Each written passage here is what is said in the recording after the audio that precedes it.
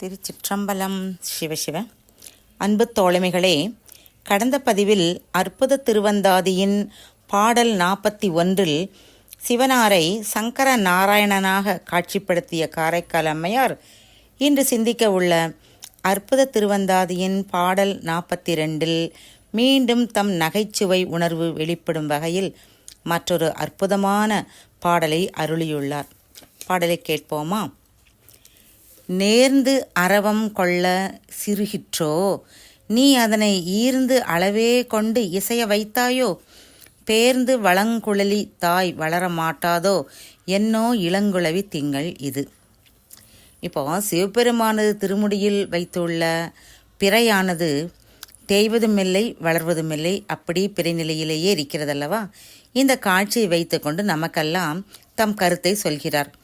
அது என்னவென்றால், இறைவனை அடைந்து முழு சரணாகதி அடைந்தவர்கள் யாராயிருந்தாலும் குறைவதும் இல்லை வளர்வதும் இல்லை, அப்படி ஒரே நிலையிலே சிரஞ்சீவியாக இருப்பார்கள் அல்லவா. இந்த கருத்தை தற்குறிப்பேற்ற அணிவகையால் சந்திரன் பிறையாகவே இருப்பதற்கு காரணத்தை கற்பிக்கிறார். இந்த கருத்தை வேடிக்கையாக நகைச்சுவை உணர்வு தோன்ற இறைவனிடம் ஒரு கேள்வியாகவே வைக்கிறார்.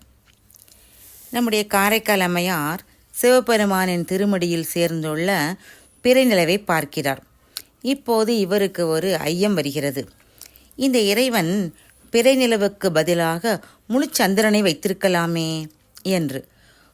ஒருவேளை அவர் முழு நிலவை வைத்திருந்து, ஆனால் அந்த திருமுடியிலே சூடியிருக்கும் பாம்பு அந்த நிலவை உண்ண அதனால் அது நைந்து போய் சிறிதாகிவிட்டதோ என்று அவருக்கு ஐயம் ஏற்படுகிறது. ஏன்னா இந்த பாம்புக்கும் மதிக்கும் பகையாயிற்றே. ஆனால் இன்னொரு ஐயமும் வருகிறது அம்மைக்கு. இறைவனை சார்ந்தவர்களுக்கு பகைவர்களால் துன்பம் வருமோ? வராதே. நம்முடைய தத்துவ நூலான சிவஞான போதம் என்ற உயர்ந்த நூலிலே அதனுடைய ஆசிரியரான மெய்கண்டார் சொல்லியிருப்பாரே, சார்ந்தாரை காத்தல் தலைவர் கடனாதல் என்று. கால்னால் உண்டாகும் பயத்தை மார்க்கண்டேயருக்கு போக்கியவன் பாம்பு பயத்தை போக்க மாட்டானா என்ன?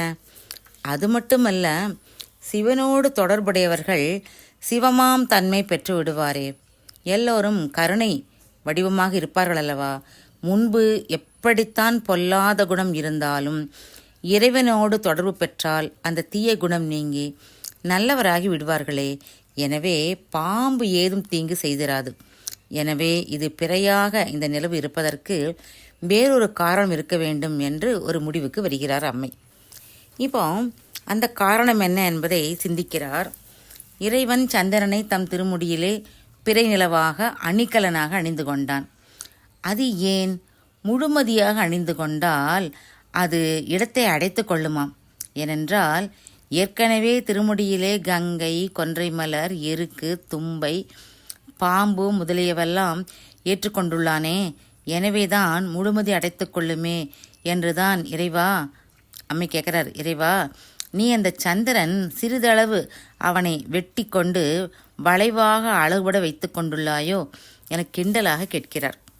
இப்போது அவளுடைய ஐயம் இன்னும் வளர்கிறது. இது என்ன, இளைய குழந்தை போல இந்த மதி பிறையாகவே இருக்கிறதே. இறைவனை சார்ந்த யாவும் வளம் பெற்று வளர்ச்சி அடையும் தானே. இந்த பிறை மாத்திரம் மறுபடியும் வளர்ந்து பெரிதாகி முழுமதி ஆகாதோ என சிந்திக்கிறார். எப்படி ஒரு அருமையான கற்பனை பாருங்கள். இப்படி இறைவன் சடை மீது விளங்கும் பிறைமதி வளர்ச்சியின்றி இருத்தற்குரிய காரணங்களை தற்குறிப்பேற்ற அணி அமைய காரைக்கால் அம்மையார் கற்பித்து உரைத்த நயம் அறிந்து மகிழ்தற்குரியதாகும். திருச்சிற்றம்பலம்.